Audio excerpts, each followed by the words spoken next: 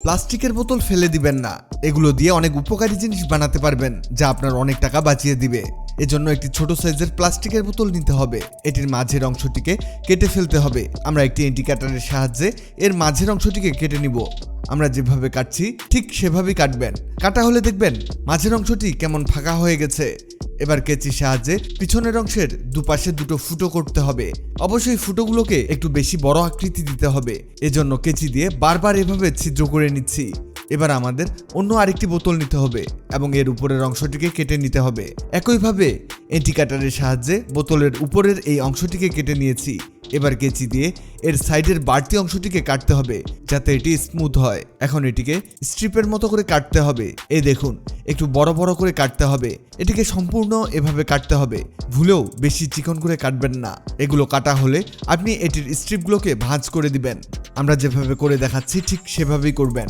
এটিতে হালকা একটু প্রেস করলেই দেখবেন এগুলো ভাঁজ হয়ে যাচ্ছে। আমাদের পুরোটাই ভাঁজ হয়ে গেছে। দেখুন, দেখতে কেমন দারুণ লাগছে। এবার এর ছিপিটি খুলে ফেলতে হবে। মূলত এর ছিপিতে একটি ছিদ্র করতে হবে। আমরা কেচির সাহায্যে এই ছিদ্রটি করব। ছিপিতে ফুটো করা হলে এর মধ্যে একটি লম্বা কাঠি সেট করতে হবে।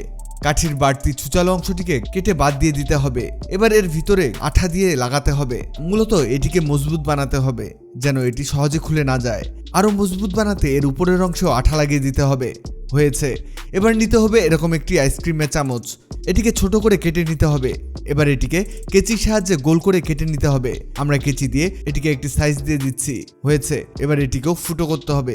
এটি ফুটো হয়ে গেলে এটিকে কাঠির ভিতরে প্রবেশ করাতে হবে। এটিকেও মজবুত করার জন্য আঠা ব্যবহার করতে হবে। আমরা এর মধ্যে গানগুলো দিয়ে দিচ্ছি। এভাবে কিছুক্ষণ রেখে দিতে হবে যাতে আঠাটি শুকিয়ে যায়। এবার এটিকে বোতলের এই অংশের সাথে লাগাতে হবে। এটি লাগানো হলে এরকম দুটি রাবার নেবেন এবং এই রাবারগুলোকে এই কাঠির সাথে বেঁধে দিতে হবে। আমরা একটি সুতার সাহায্যে এটিকে টাইট করে বেঁধে দিব। হয়েছে। এবার এটিকে এক সাইডে রেখে দিন। এটিকে পরে কাজে লাগাবো। এবার 4টি একই সাইজের বোতলের ছিপি নিতে হবে। এগুলোকে ছিদ্র করব। তবে মনে রাখবেন এই ছিপির মধ্যে খুব বেশি বড় ছিদ্র করা যাবে না। এক এক করে সবগুলো ছিপিকে ছিদ্র করে নেওয়া হয়ে গেছে। এবার কাঠির মধ্যে এই ছিপিগুলোকে আটকাতে হবে। প্রথমে একটিকে এভাবে প্রবেশ করিয়ে এটির বাড়তি অংশটিকে কেটে নিব। এটি কাটা হলে আমাদের নিতে হবে প্রথমে সেই ফুটো করে রাখা বোতলটিকে।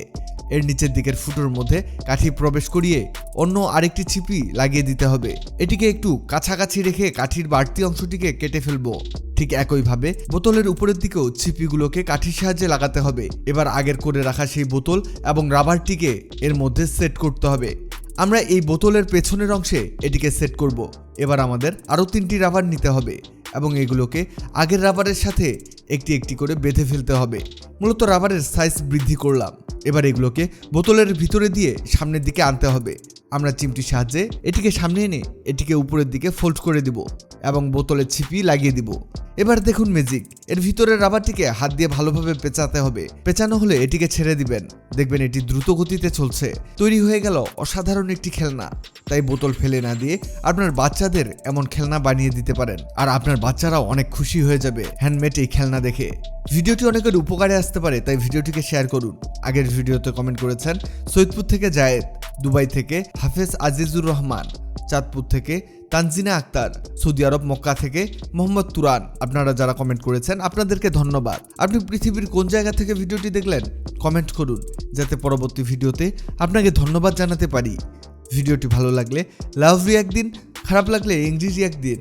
এমন সব তথ্যবহুল ভিডিও পেতে ন্যাচারাল বিউটি হ্যাক্সকে লাইক ও ফলো দিয়ে রাখুন।